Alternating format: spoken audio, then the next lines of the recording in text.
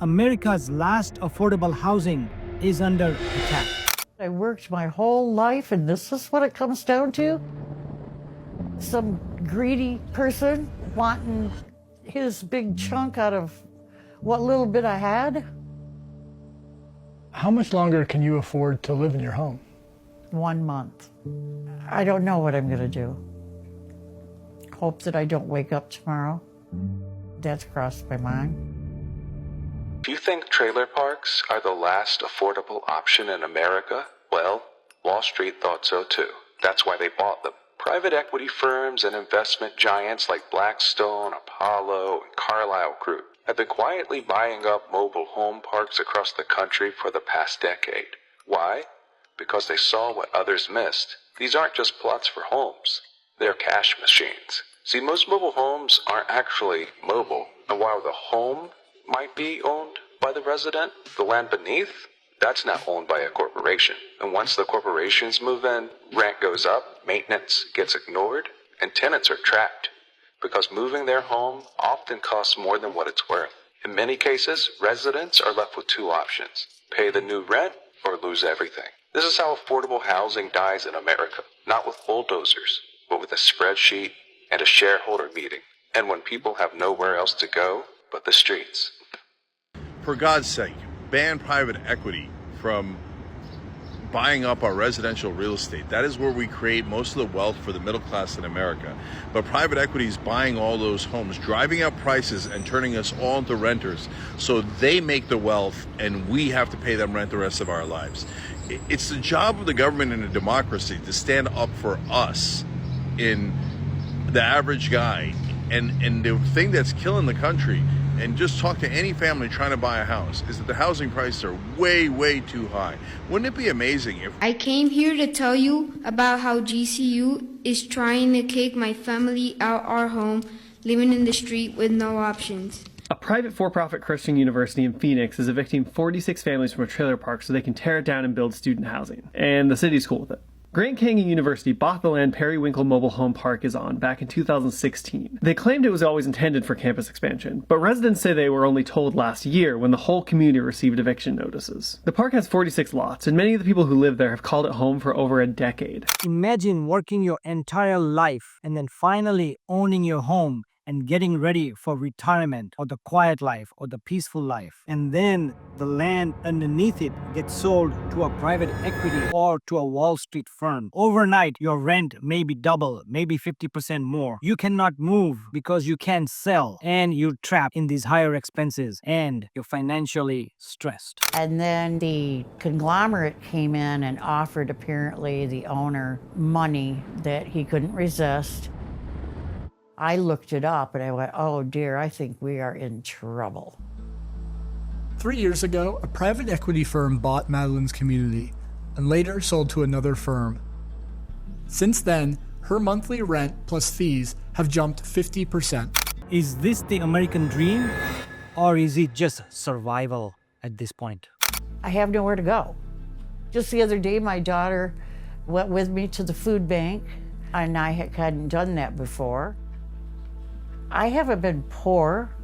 I worked for 45 years. There is no American dream anymore. All it is survival. Over the decades, private equity firms and hedge funds have bought hundreds and hundreds of parks like these. Once the last refuge of affordable housing. What used to be a family-run parks are now owned by investment groups looking for predictable cash flow and high returns at the cost of these homeowners. In 2021, they made nearly a quarter of all manufactured home purchases in the U.S. Today, 12 private equity firms own at least 1,200 parks nationwide, according to the Private Equity Stakeholder Project. In Michigan, private equity owns 1 in every 10 parks. There is an overall trend in our economy to identify who has the fewest choices and then squeeze them. Paul Terranova organizes manufactured housing residents in Michigan. While folks often call them mobile homes, they're not really particularly mobile. Wall Street investors, private equity firms, hedge funds kind of figured out that folks living in manufactured housing communities are trapped. They can't move.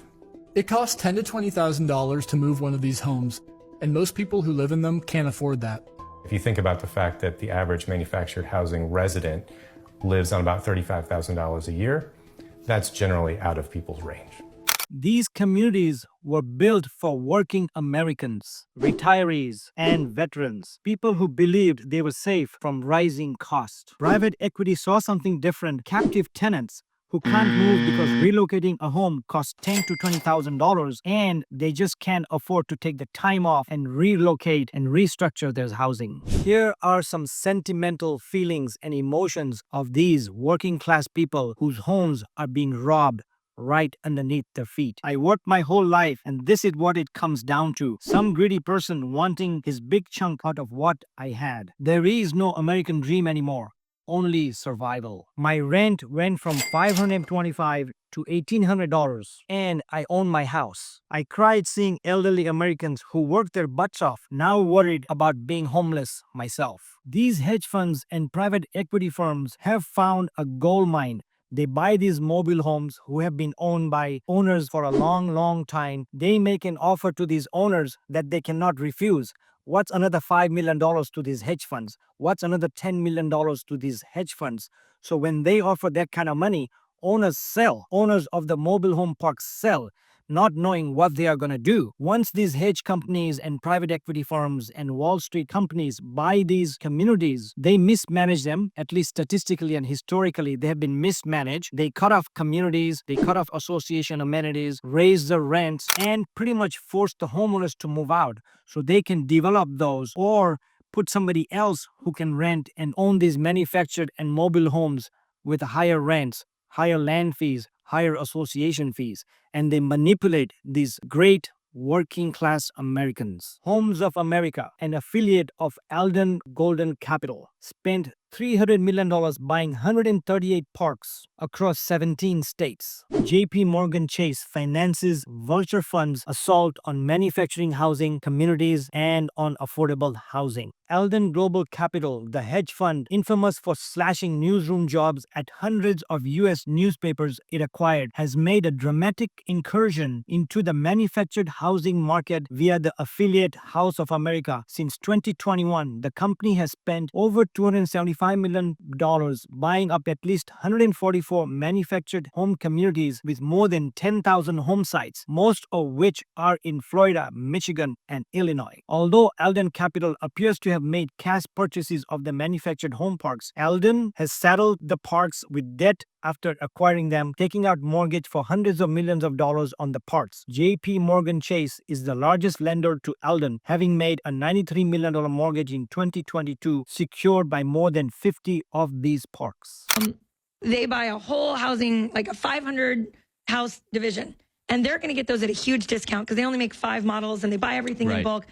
We might have had to pay $500,000 for it. They're getting them at $300,000. Okay, so they buy 500 houses at $300,000. Okay, they put them all in a portfolio. They could flip that through a secondaries market, but even better, they could hold those houses for a year. Don't let anyone move in. Keep it looking like a construction zone. Okay, and then a year later, they sell 3 of those houses that they bought for $300,000 to themselves in another fund for $700,000. And they've just and that creates 3 comps in the neighborhood. They do one of each of the models. Okay. And now the entire neighborhood, each house is valued at $700,000. And then they're going to turn them into obscene rentals. And simultaneously, they're going to have a double and a half value on that portfolio to borrow against. Right. And every American in that community was just priced out of everything around that community. God, they're so smart. Aren't they just so smart the way so they disgusting. Do this? They're so just clever the way So they do clever. this, isn't it? Corporate owners hide behind shells of LLCs and other corporations to dodge accountability. This is extortion. These private equity heads should be in prison. That's some of the quotes we are hearing. It's one thing to buy these and sell it or manipulate it to make money and profit. But it's another thing when they mismanage, and in certain mobile home parks, certain communities, they have dirty water coming, they have no water coming, they have no gas, they have no hot water. When they complain, they don't do anything about it. So a lot of the residents had to go to the law to get something done, had to go to the city, to the governor, to the Senate to have anything done at all. Prosecutors in Michigan charged a corporate owner for operating a park without a license. One resident complained that I never thought I'd end up going for a food bank at 70 years years old, and there are more who are going to the food banks. These people are being manipulated at a scale we cannot imagine. And these are the working class people, the average American people. And these Wall Streets, the private equity funds, the hedge funds are laughing all the way to the bank. There's a food bank down the street from me, and I've been visiting it every week. Despite what anybody says, as a single parent, and sometimes even in a two-parent household, you struggle sometimes, paycheck to paycheck. No shame in it. No shame at all. I got this avocado oil from the food bank yesterday. I got a cheesecake, 2 bags of Doritos. I don't know about y'all food bank, but my food bank, they give some good stuff. Packaging rolls. These rolls don't even expire for a whole nother week. Some strawberry jam, and I've been eating this. This is not just bad management. It is a business built on desperation. It is so wild how open this corruption is, and nobody's doing anything about it. These private hedge funds are not only buying manufactured homes and mobile homes, but they're also buying other homes in the community. If you look at Atlanta and a lot of other major cities, they have a lot of homes surrounding Atlanta and other cities where they buy these in bulk, buy it at cheap, then raise the rents and sell them and make a lot of profits, which makes the comps go higher. The prices of the homes go higher. So the local people who stay there, who have fixed income, cannot afford to buy these homes. Yet they are making profit and profit. The private equity groups are now buying single-family homes, condos, and subdivisions. There's another private equity firm just formed a few years back. What they do is buy these homes, they buy lots, they build condominiums, townhouses, and homes and apartments, a mixed structure. But guess what? They don't sell it. They only rent it. Yes, now there are private equity funds out there. They do developments only for rentals. So the American dream of owning a home is being crushed as we speak. And like they say, the new American dream is to pay off your debt and be able to rent. And these private equity firms have caught on to it. They're building for rent. They're not building to sell. How am I supposed to compete with a hedge fund out of Texas on buying a home? It makes you feel insane because it's like there's a conspiracy against me at this point. If you're looking for a place to live right now, you face a radically different housing market than people did even just 15 years ago. Home prices have gone up, rents have gone up, evictions have increased, and a whole group of would-be home buyers has been priced out of homeownership, becoming permanent renters. People want to own the American dream. They don't want to rent the American dream. They've been replaced by an industry that treats our communities and neighborhoods like a day trader treats stocks, just something to buy and sell to maximize return. It's been catastrophic. Really just a few firms have been able to target and corner the market here. Their business model is built on exploitation and on having a very uneven playing field tilted in their favor. So who exactly is behind this? We went to the cities at the center of this crisis to understand how single-family homes... Everybody deserves drinkable water, and everybody deserves to have affordable housing. We just want a livable place. Every corporate purchases like these drive the inventory down and drives the home prices up, and the affordability is even getting worse. This is how the American dream of homeownership dies.